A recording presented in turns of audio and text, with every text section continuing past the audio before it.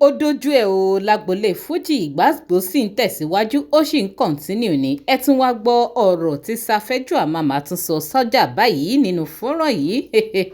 Mosafejo Amama ní gbogbo ọ̀rọ̀ pé ẹnìkan ni creator Fuji ẹnìkan ni originator Fuji tó ń jà rìnrìn tó ń dá wàhálà lẹ̀ lágbolé Fuji. Ó ní ìtàn tí ò fẹsẹ̀ múlẹ̀ ìtàn tí ò nítumọ̀ ni pé nítorí gbogbo olórin Fuji tó bá ti bá Sikiru Ayinde Barrister lògbà tán jọ wà láyé lásìkò tí olóògbé Sikiru Ayinde Barrister wà láyé tó sì jọ ń kọrin Fuji lásìkò náà. Ó ní gbogbo àwọn pátá tó fi mọ́ òun gan fúnra òun generation kan làwọn sì wà o same generation làwọn same category làwọn eléyìí lẹ́tìkẹ́ ó de koko ó gbẹ̀nù tán. Ìyẹn túmọ̀ sí pé ṣé ká ní Mosafejo Amama ní gbogbo àwọn pátá táwọn wà nínú orin Fuji táwọn sì bá olóògbé Sikiru Ayinde Barrister lògbà nígbà ayé rẹ̀ Òṣùpá ni o Wasiu Ayinde ni o PASUMA ni o Sefi Alao ni o Kollington ni o àtòun gan gbogbo àwọn originator Fuji náà ni àwọn ni àbí báwo ẹ̀yin èèyàn nítorí ọ̀rọ̀ ilé ó tún lẹ́tìkẹ́ ẹ jẹ́ àjíjọ wo fọ́nrán yìí kẹ́ tí máa bá mi fèrò tiyín nípa ohun tí Mosafejo Amama tún jù ta kẹ́ máa bá mi fèrò yín nípa ìsí comment. Ẹ má wá gbàgbé tẹ́ ẹ bá ti follow DIGINAIJA online tv lórí Facebook ẹ máa rí link kan lábẹ́ fídíò yìí ní comment section tó máa gbé yín lórí Facebook page wa ní YouTube ẹ máa bá mi subscribe ẹ máa like ẹ dẹ̀ máa bá mi share fídíò. Ó yá ẹ jẹ́ àgbọ́rọ̀ lẹ́nu Mosafejo Amama. Ẹ lè jẹ ọba kátígórì ló ẹ lè jẹ ọ̀túnba kátígórì owó ní generation kan a sì jẹ wà ní generation yìí lẹ́jọ́ ẹ lọ bèrè lọ́wọ́ àwọn tó bá kàwé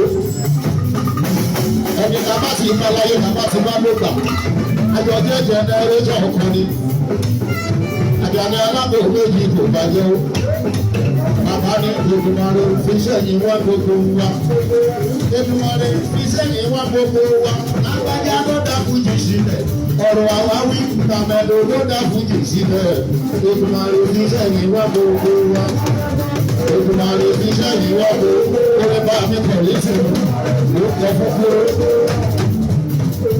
fi sẹ́yìn wá gbogbo wa lágbájá ló dá Fuji sílẹ̀ ọ̀rọ̀ àwáwí tàmẹ̀lò ló dá Fuji sílẹ̀ Èdùmàrè fi wọ́n gbé Fuji lè gàṣà kánà lọ́mọ tó bẹ̀rẹ̀.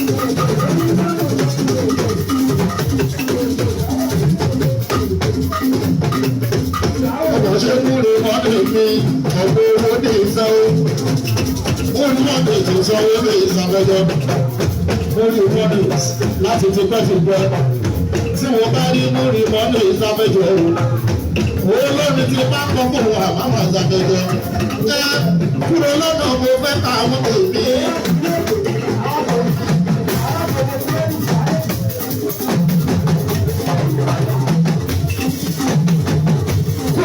Mo fẹ́ ká àwọn tèmi ìsọ́sẹ́ pọ̀ mo fẹ́ kí jíjẹ yìí. Àwọn owó nífẹ̀ẹ́ mú nínú ìmọ̀lẹ̀ mi. Bàbá kú ní owó mímú ní ìmọ̀lẹ̀ mi. Ọ̀pọ̀ ìwé olódò wọn bá ní ìṣó sígá.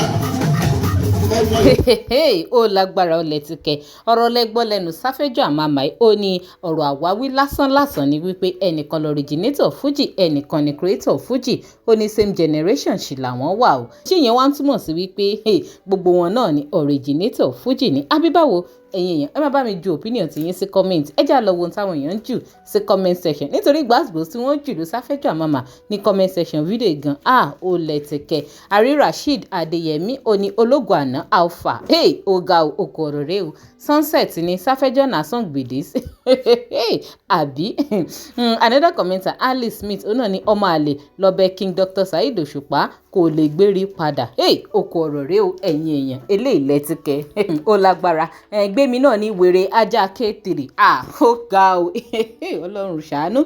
Krish Nation náà tún ní who dey lis ten to this again ó ga o.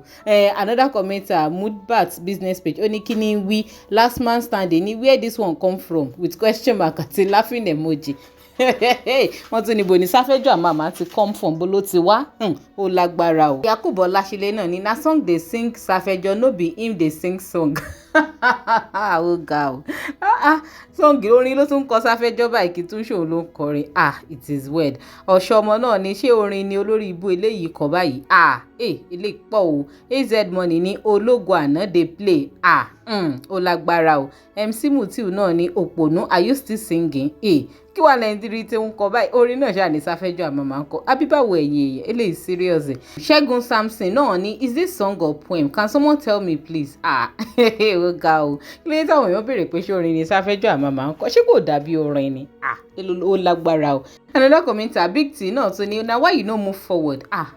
Ó ga o. Àwọn òkò ọ̀rọ̀ oríṣiríṣi làwọn èèyàn ṣáà ń jùlù Mosafejo Amama ní comment section fídíò yìí wípé ṣé orin ló ń kọ yìí ṣé bọ́ ṣe ń kọrin náà ló ṣe ń kọ yìí. Ó lẹ́tìkẹ́ ó gbẹnu tán.